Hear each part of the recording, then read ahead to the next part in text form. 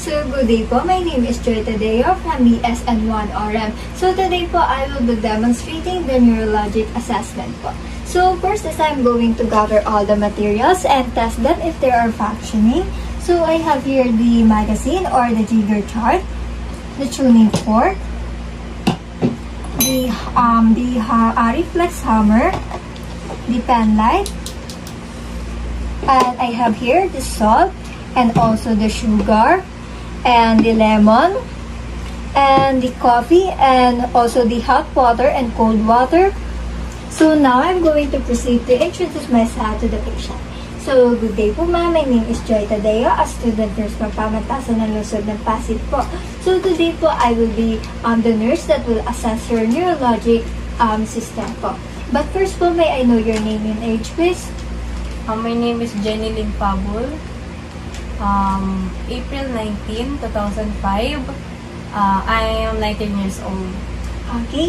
So, your name po is Miss Jenny Lynn Pabul. Can I call you Jenny Lynn po? Yes po. Okay, thank you po. So, your birthday po is April 19, 2005 and you're already 19 years old po. Yes. Okay. Can I also see your ID banding po for the confirmation? Okay, thank you po. So, just like I said earlier po, I'm going to assess your neurologic system po. So, it is important in order for us to determine if there are any problems with your system and also how you respond with the different procedure that we're going to do po. Since I'm going to assess you po, I'm going to perform some procedure and also din po ma'am is I'm going to ask you to do that procedure po. Is that okay with you? Yes. Okay, thank you po. So now po, we're now going to proceed the assessment po. But first po is I'm going to perform hand hygiene and also will provide you a privacy. And also po, we're going to start our assessment po at 11 a.m. po. So is that okay with you po ma'am? Yes. Okay, please wait a minute lang po.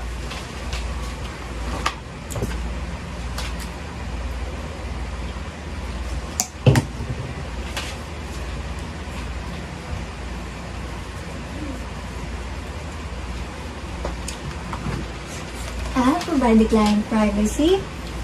Okay, thank you for waiting po ma'am. So, first part of our assessment po is I'm going to do a history taking lang po. So first po is I'm going to ask you, do you have any experience in having a pain po sa head niyo po, sa bodies niyo po, such as in your arm, chest, and back, and also sa lower extremities niyo po, sa legs niyo po, meron po ba kayo? Yes, back. Okay, back po. And kailan po siya nag-occur and also din po ano po yung mga nag-factors na nakapag-burst ng situation niyo po. Pag mali yung position. Okay, wrong position po. Okay, how about po, do you have any experience of having a loss of consciousness po, mga dizziness or fatigue or any fainting po? Dizziness. Dizziness. So, ilang beses na po ba siya na nangyari? Pag ano lang, kulang sa tingin. Okay, lack of sleep. And then next naman po is sometimes po ba nagkakaroon po kayo ng loss of memory? No. No po. So, how about po, nag-observe po ba kayo na magkakaroon po kayo ng mga frequent mood swing po? No. Okay. And lastly po is, do you have any problem with your senses po? Katulad po sa eyes, your taste, and also touching and hearing po? Ano lang, sa eyes. Eyes po. So, ano po yun? Malabo yung mata ko. Okay, blurred vision. Okay. So, now po ma'am is we're going to proceed to the assessment. So, are you comfortably sitting po? Yes. Okay, so first that we're going to do po is the mental status po. So, I'm going to assess the client, the level of consciousness. So, ma'am, are you aware po what time is it right now and also where you at? The time now is 11:10 and I'm here to the clinic. Okay, so the patient is alert and also conscious with its surroundings. She is able to respond immediately po. So, upon during the history taking po, I also observe your appearance and behavior, and also the feelings and expression, and also how you process the information, and also your perception po. And also, lastly po, your cognitive abilities. So, overall po, your appearance, you have a clean and neat appearance, and for your cognitive abilities naman po, you're able to comprehend the words that I am saying, and also for your response, your response po is appropriate to our procedure, and also din po is for your behaviors. You're able to respond in appropriate behaviors po.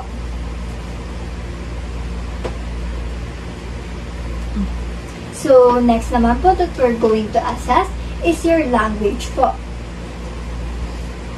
So, in this procedure po is I'm going to ask you to point some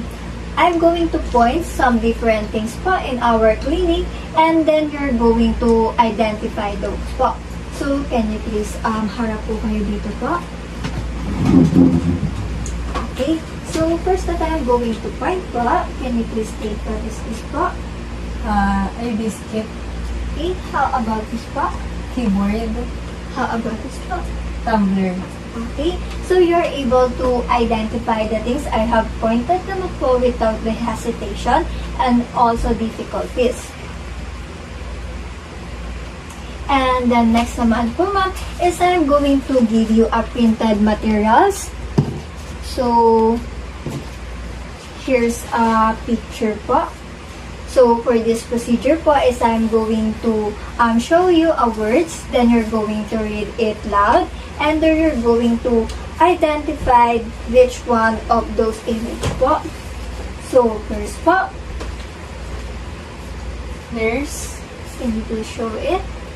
Okay, thank you po. Can I have it? Then, next naman po ma'am. Ball. Okay, thank you po. So, lastly po. Eagle. Okay.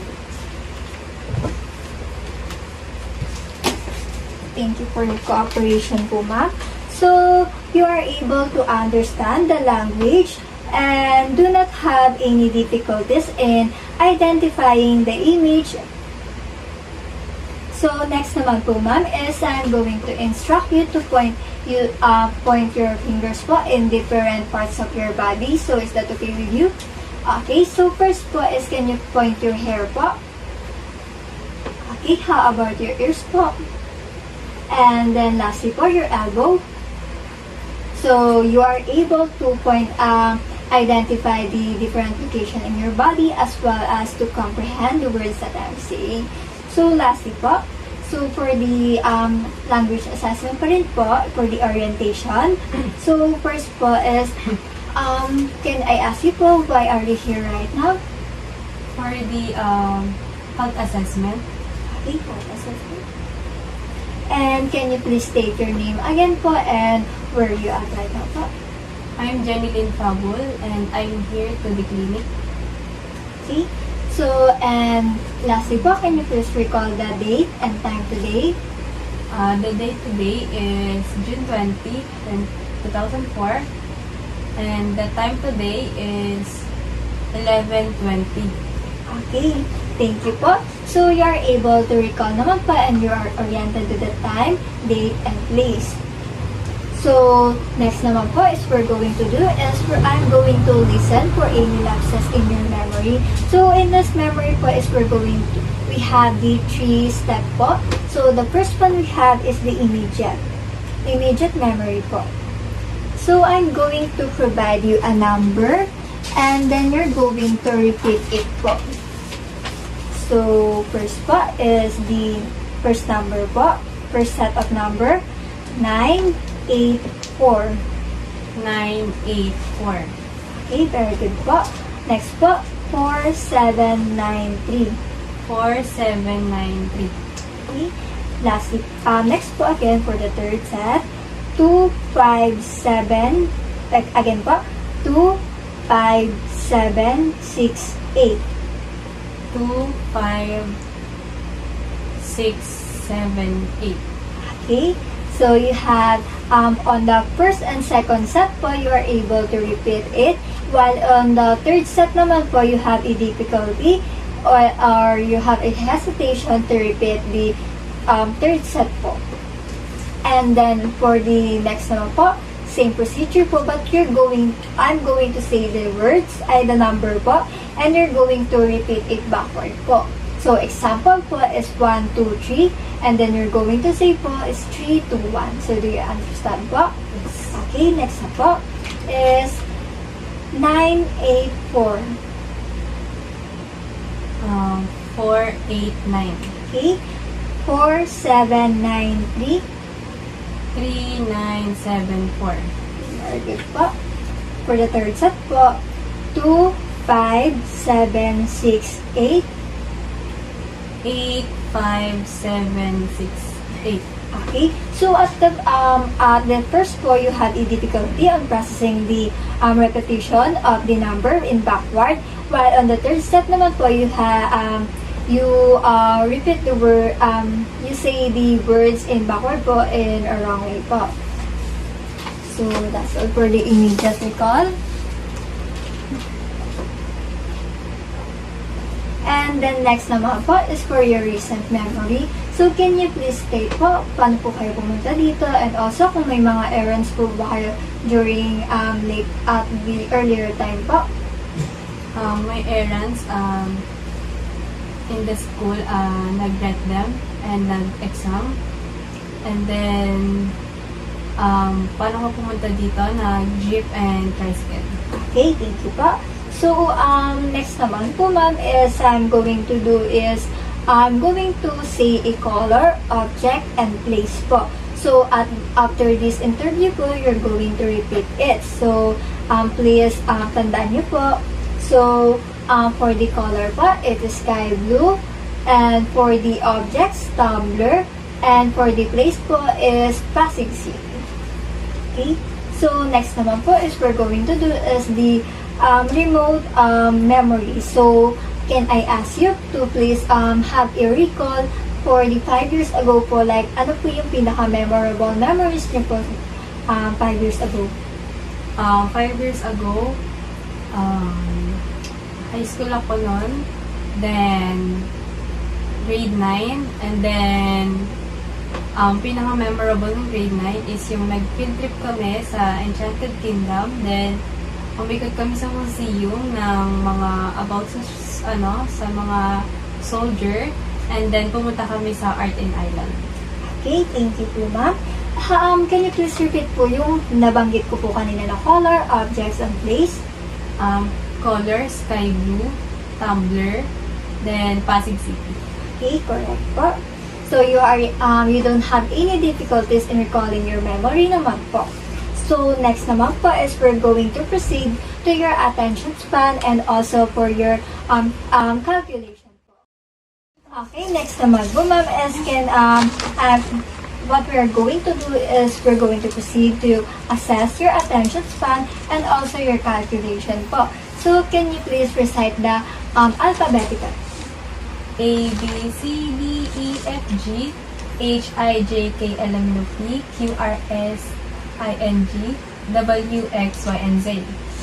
Okay, so you have a difficulty po in recognizing the alphabet. So, and next naman po for your calculation po, can you please, from 100 po, you're going to minus 3 po. So, until 90 lang po. Okay. 100, 97, 94, 91. Okay, so you are able to calculate naman po mentally. And also, you have difficulties naman po sa pag-attention span niyo po. So, next naman po, what we're going to assess is your cranial nerves po. So, yung cranial nerves niyo po is you have a different 12 cranial nerves po. So, each cranial nerves has a different function po in your body.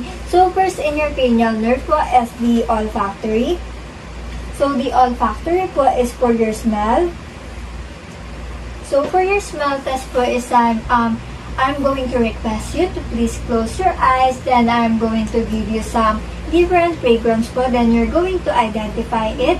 So please cover your eyes po and also one part of your nose po. Okay. Okay po. So first po. Okay, can you please take a smell po? Lola ko. Ay, wala. Wait lang. Calamansi. Okay. So, sa next nose niyo naman po. Okay, coffee. Okay, thank you po. So, you don't have any difficulties in differentiating the fragrance po. And the next naman po is for your cranial nerve is the cranial nerve number 2, which is your optic po. So, it is responsible po for your visual.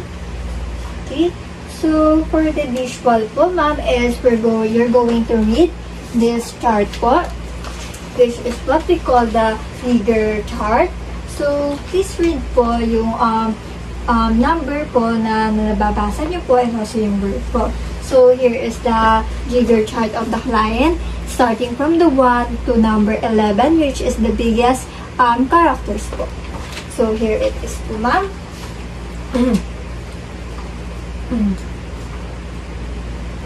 Reserve for Augustus to relinquish the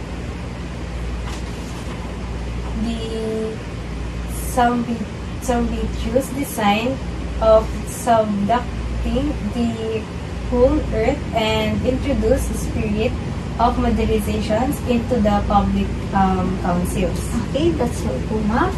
So, you're able to read the characters from number 4 po. So, next naman po, ma'am, is you're going to stand up po and then I'm going to point some different characters in the Snellen chart po and then you're going to identify it in order to test your visual din po. Can you please stand up po? Okay. So, first po is you're going to cover one of your eye. So, please cover your one of eye po. Then, please read this po. E F P T O Z L P E D P E C F D E D F C Z P F E L O P Z D O C F C Q T E D. Okay, wait lang po.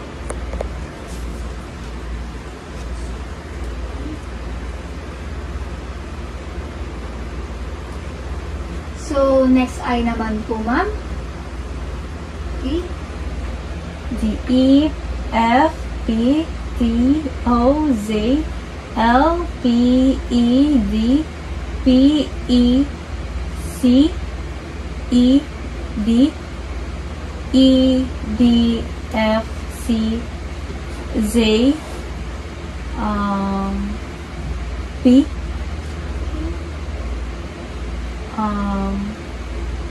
D F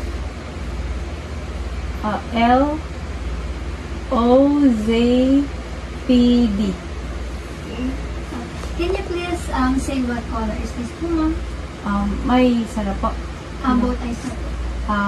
Green and red.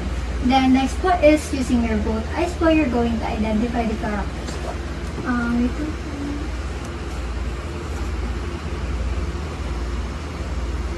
E F P T O Z L P E D P E C F D E D F C Z P F E L O P Z D D E E F O-P-R-C. Are you able to read that? No na po. No. Okay, so you can sit down na po. I'm just going to record.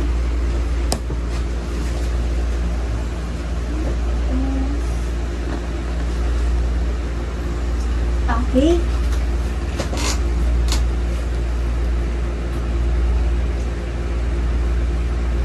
Okay, so first po in your left eye, you have you are not able you have misread the 3 numbers po, and for your vision po is 20/20, which means that you are able to read the letters in 20 feet, where the normal person can read it at 20 feet also. And also for your right eye naman po is your vision is 20/40 po, which means that you can read the chart po at the distance of 40 feet po, where the normal person po can read it in 20 feet po. And for your both eyes naman po, you have misread the 1 letter po, and your vision po is 20/20 po. And then next naman po, ma'am, is for your oculomotor as well as for your trochlear. So both of this po is for the eye movement. For the oculomotor po is for the eyelids movement and pupillary dilation, and also for the trochlear naman po is for your eye movements in up and down po. So please po close your eyes po, your eyelids po. Okay, then open, close po again. And then you're going to follow this pen po. Okay.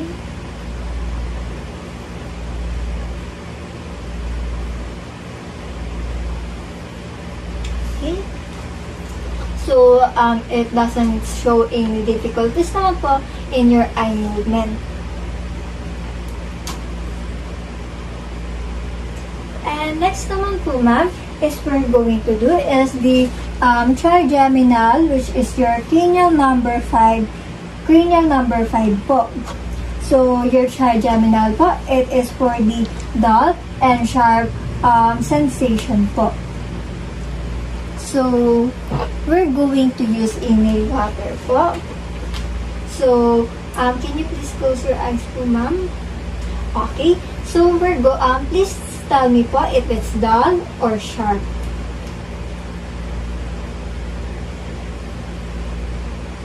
Can you please tell me po? Again po. Sharp. It is dull po.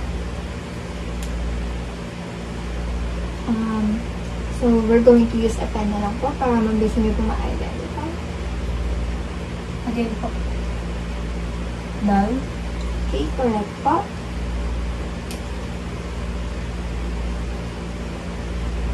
How about this po? Sharp. Correct po.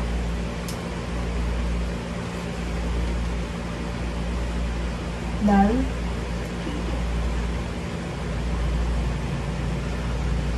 Sharp. Correct po. Again po, again. Dull. So, okay, you can open your eyes na po, ma'am. So, and the last po, you have a difficulty in identifying the sharp sensation po. And then, next naman po, what we're going to do is to test your cranial number 6 po, which is your abduction. So, I'm going to have a direct and also to the constrict sensation po. So, may I request you po to please remove your eyeglasses. Please look forward po here.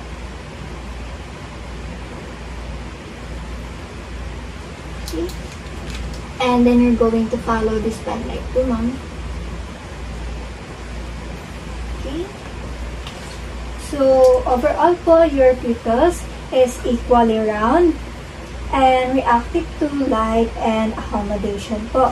So, which means po, both yung pupils niyo po is both circle po and also nagpa-follow din po siya sa accommodation when I move this pen light closer to you po. And also, nagko-constrict naman po yung pupils nyo when kapag nagpo-point po yung light po. Okay? And the next naman po is for your facial po.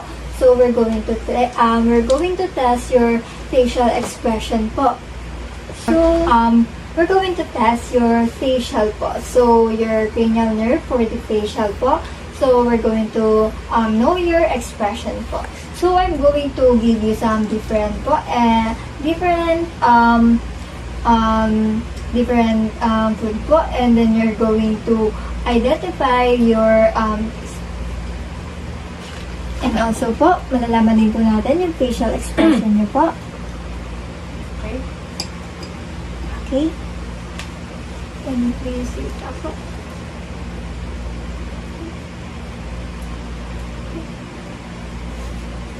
Galing po sir. Kaya ho. Sugar. Yes, thank you. Saka this one po.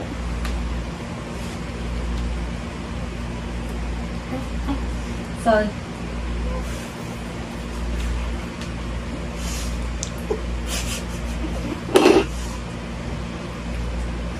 Okay, the next one ma'am. I will count.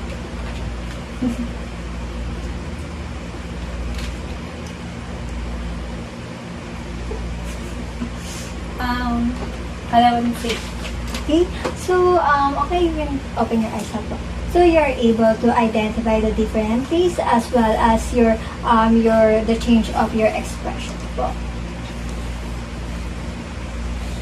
So next naman po ma'am is we're going to do test your vestibule cochlear, which is responsible for your hearing po.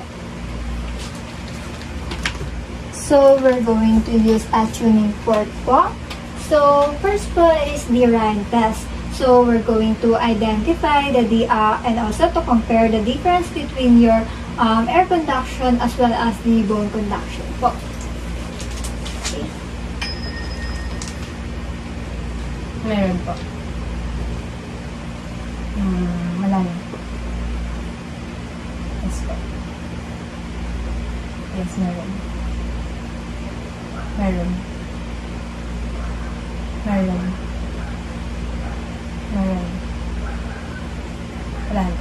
Okay, so it shows that your air conduction po is kapag pinapat po natin yung tuning fork here, mas longer po siya, which is yung result niyo po. So, overall po, your air conduction is much greater than the bone conduction po, which is in this part.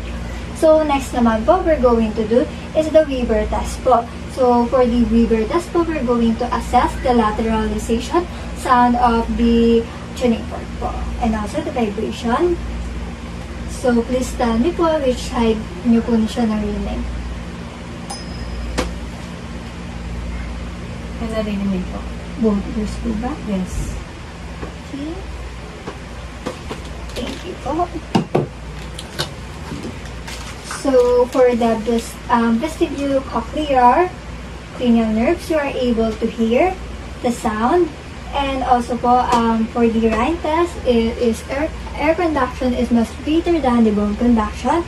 And for the Weber test po, you are able to hear the sound equally po in your both ears. And for the cranial number 9 naman po, which is your glossopharyngeal, so we're going to test your gag reflex po. So, I'm going to use gloves.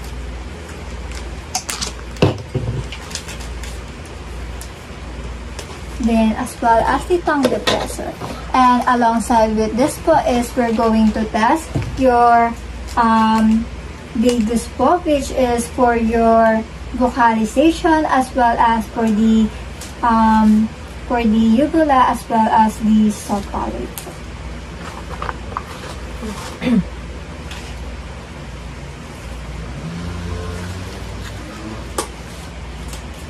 So we're going to use a tongue depressor.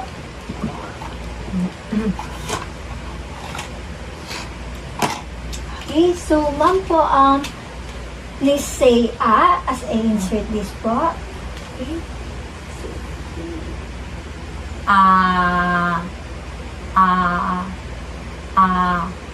Okay. So your gag reflex po is not that visible. Okay, we're done with it. And also po when you say your uvula is nag-arise po siya when you do a vocalization. And also for your subpalate naman po, it is visible.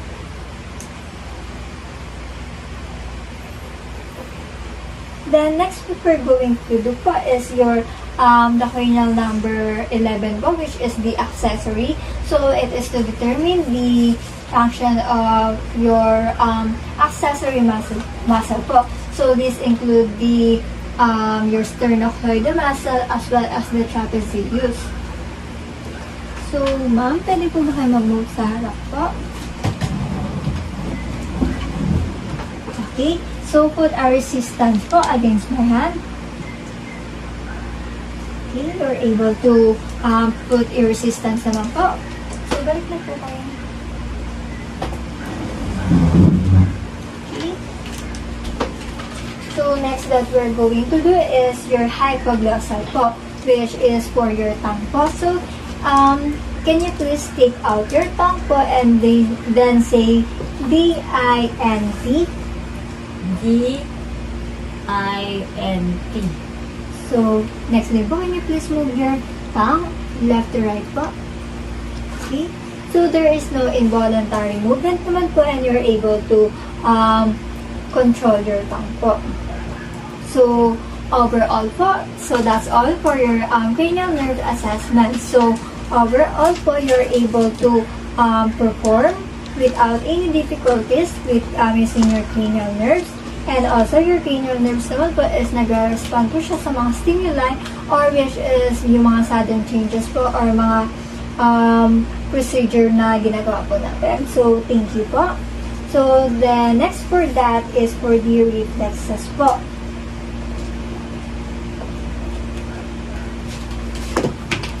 So, for the reflexes po is we're going to use a reflex hammer. So, in using the reflex hammer po, so, first that we're going to do is the reflex po. So, we're going to use the tip of the reflex hammer if we're going to percast the small areas, and also the thumb is placed in the skin of the client, and also we're going to use the large areas of the percussion hammer if we're going to percuss the large areas of the body. So when we are using the reflex hammer, it tends to compare both sides of the clients to determine the symmetry of their response po. And so we're going to hold the hammer loosely between the thumb and fingers so it can swing on arc po. So, first po ma'am is we're going to do is the biceps po. So, pwede po ba, dito na lang po tayo. Can you please stand up po?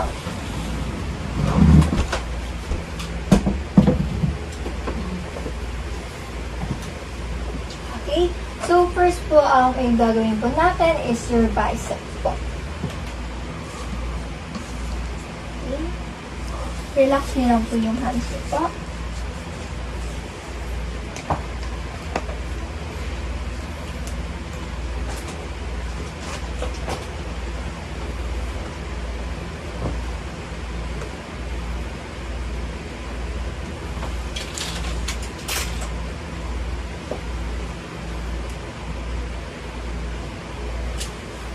Pwede mo po bang ganyan po?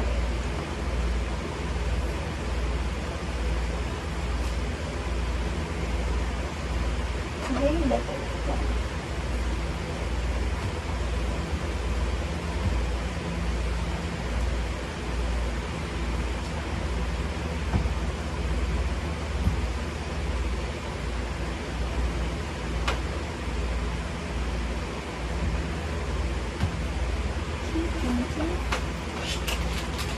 So, next naman po is your brachioradialis. Okay.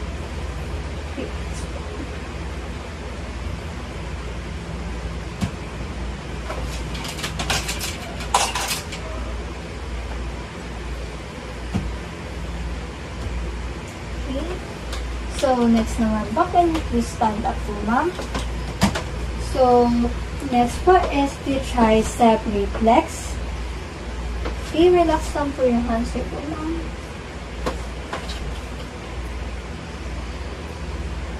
Okay, thank you po. Then, next naman po, okay.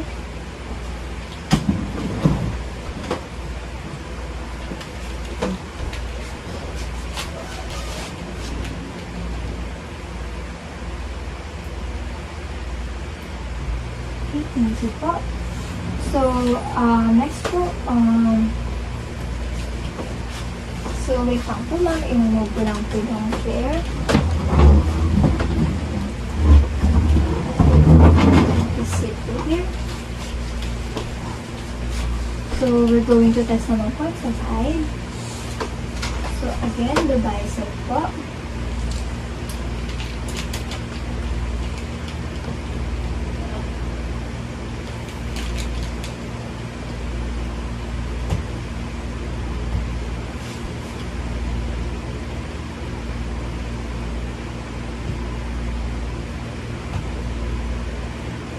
Okay, move the medialis.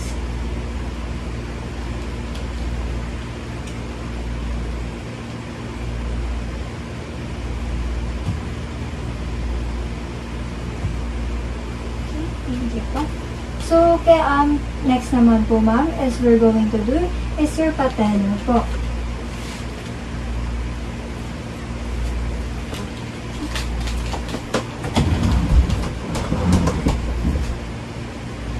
Give mo. Patellar.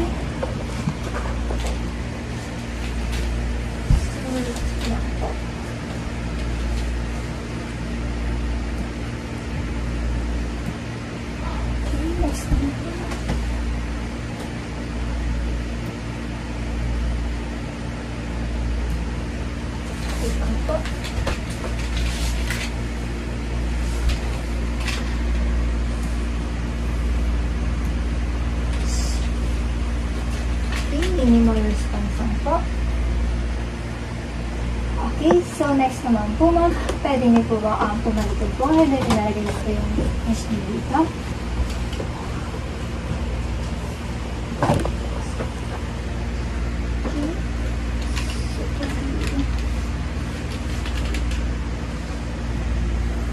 Okay, so it is normal din naman po.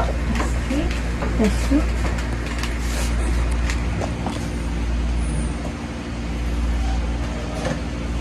Normal din po.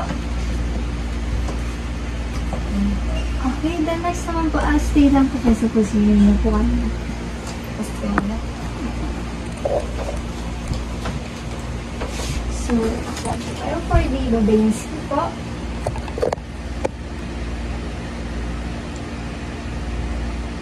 Okay. Next naman po, ma'am.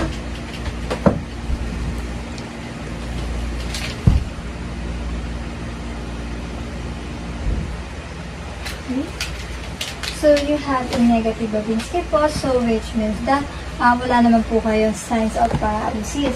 And also po, comparing all the reflexes po, normal naman po yung reflex nyo, which is +2 po. Okay?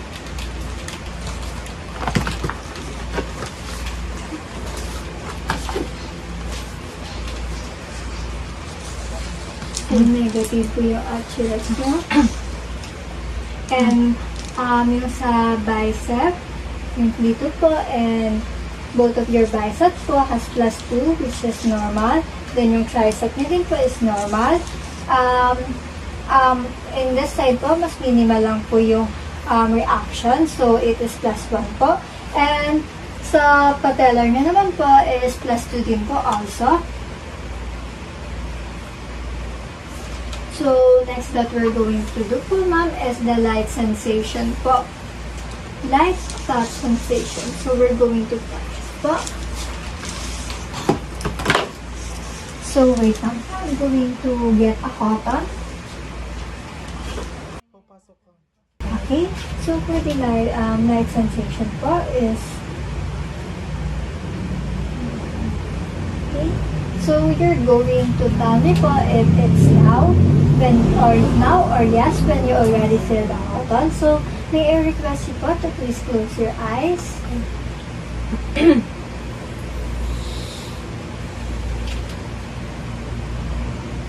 Yes, feel ko. Yes. Yes. Okay.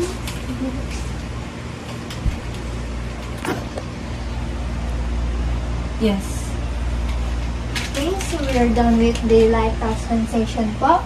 So you can put everything. So for the light touch sensation naman po, you are able to feel the cotton po.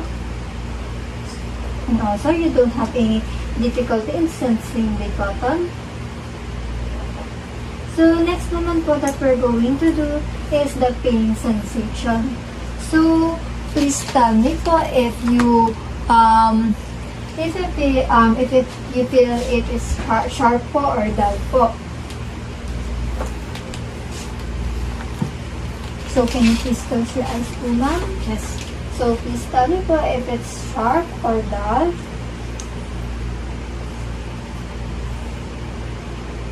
Dull. Sharp.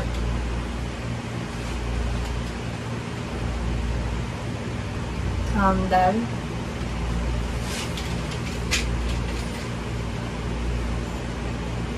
Sharp. Sharp. So for the pen sensation po, you have a difficulty in differentiating the dull and also the sharp po.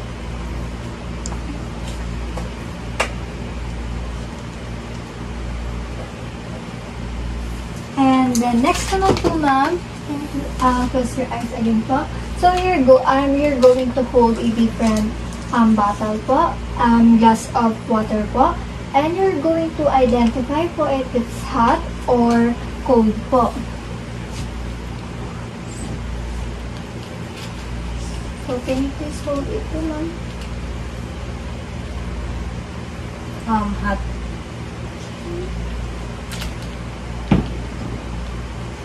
Next po. Cold. Okay. For the you can open your eyes po. For the temperature sensation naman po, you don't have any difficulties in recognizing the temperature of the glass bottle po. So with the temperature sensation po, we are able to differentiate and also to assess your sensitivity to the hot and cold po. And next naman po is for your position or kinesthetic.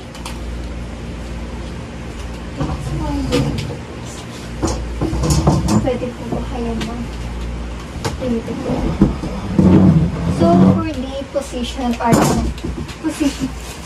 or kinesthetic po is you're going to identify the different position po that I have placed your middle fingers as well as your bigger toes po. So, can you please close your eyes po, ma'am, again? Okay.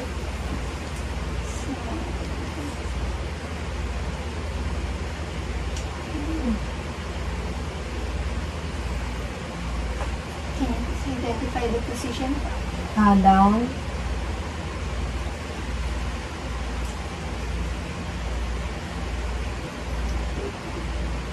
Up. Okay. Then, sa toes nyo din po.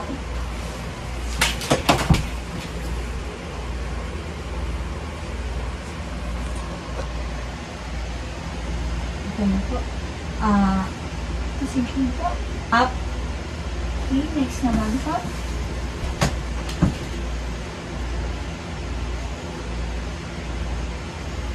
Down. Okay. So you're able to identify the location din po of your middle finger as well as for your toes po.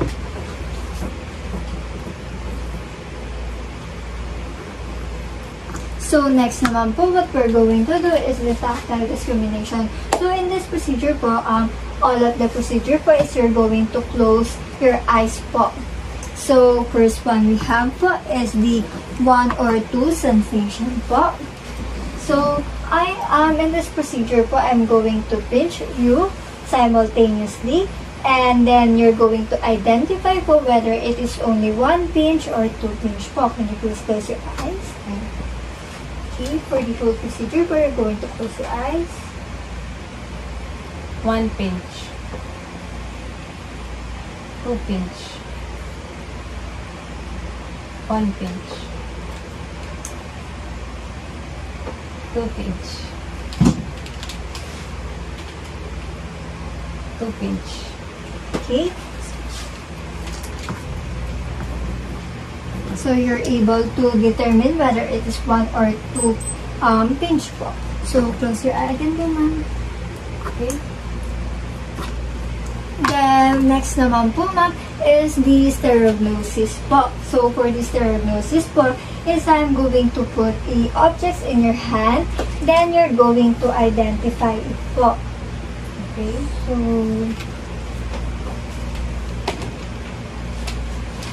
please identify it po. Feel the object and identify it. Eyeglasses. Okay, thank you.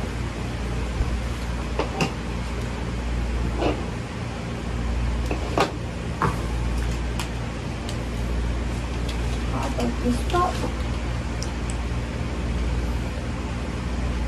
A pen. Correct po. Then lastly po, Scissors. okay, just close your eyes lang po, ma'am. So you're able to determine the objects po with you closing your eyes po. Next naman po, ma'am, is the graphesthesia po. For the graphesthesia po, please close your eyes again. So you're going to identify po whether it is number or letter that I have tracing in your palms po. Okay. So please, ito po. Number 2. Okay. Next po.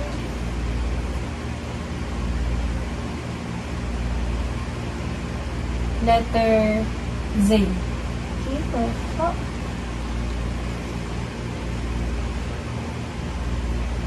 Number 8. Lastly po. Number 6. Okay, so you are able to identify naman po the letter as well as the number that I am tracing in your palms. So next naman po, ma'am, is the extinction phenomenon po. So a while ago, what we did po is the 1 or 2 sensation po. So here naman po is I'm going to pinch you again, and then you're going to identify the location po. Okay, can you please close your eyes po? Sa right ng kamay. Dito. Hands po. Sa tatag. Sa dito. Again po.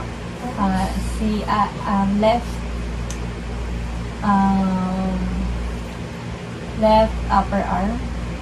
Ayun po.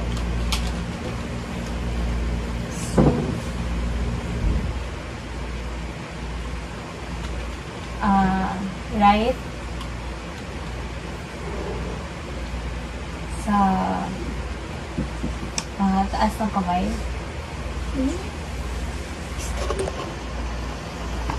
Left sa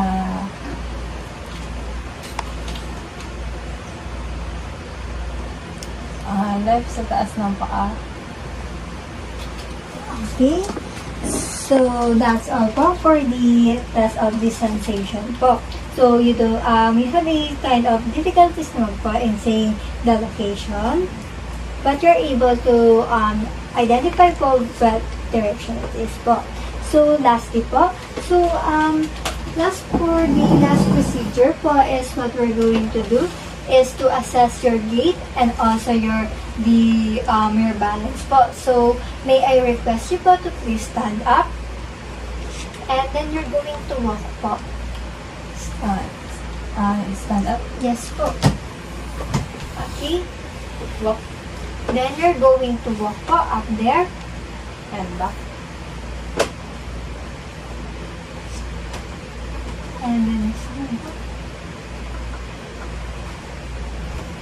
Okay, sit down na po. So, you for your gait and balance naman po, you don't have any difficulties in balancing your walking. And also, for your walking naman po, it is coordinated. So, that's all for our assessment of your neurologic system. So, thank you for your cooperation po, ma'am. So, now I'm going to document all the findings that is relevant to our procedure po. So, thank you for your cooperation po. Okay po.